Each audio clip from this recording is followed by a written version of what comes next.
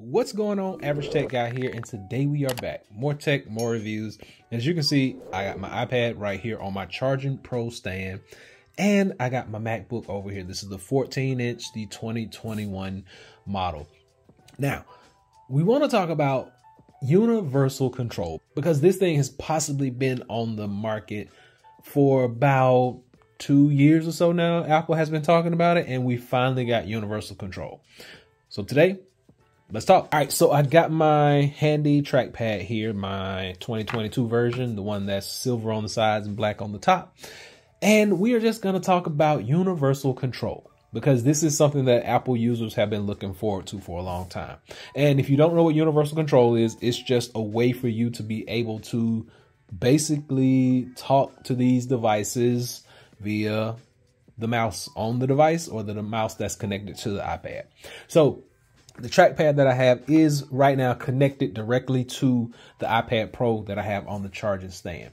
And if you notice, you can see the cursor moving around on that screen just like that. Okay, so we know the cursor.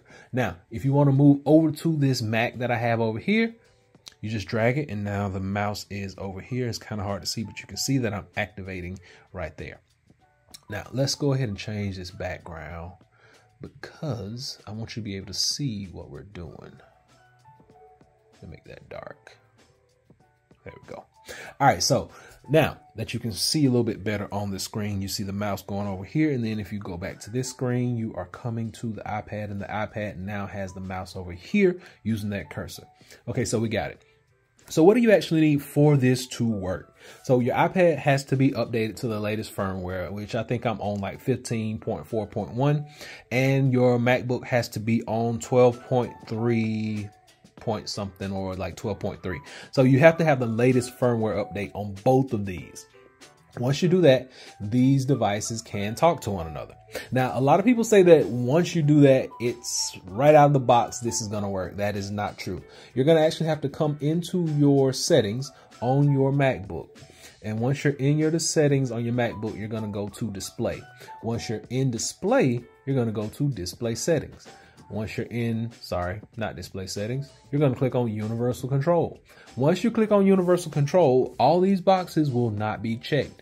I need for you to go in and check all these boxes. All of this stuff will be in the beta form, but it will allow you to use universal control.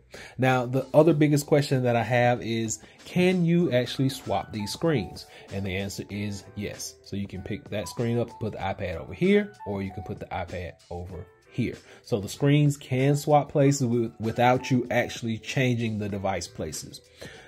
Now that we got that out of the way, you see that we do have control over both of these devices.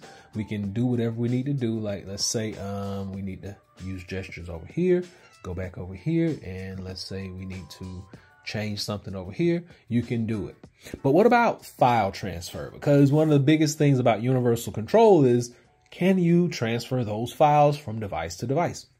So let's say I'm over here on my iPad and I go down to files, and let's see, what do I have that I can probably just send over really quickly? This is a quick start guide for a ventilator. I'm going to just drag and bring over here, and let's see if I can drop it on the desktop. And there it goes. If I open it up, there we go. We got the whole thing for the ventilator quick start guide. Everything is good to go. And let's say I want to drag this sign-in sheet that I just created for my job over here. I'm going to bring it back into this file section. Now, it did not show up in my file section. Let's try this one more time. Can we do it? No.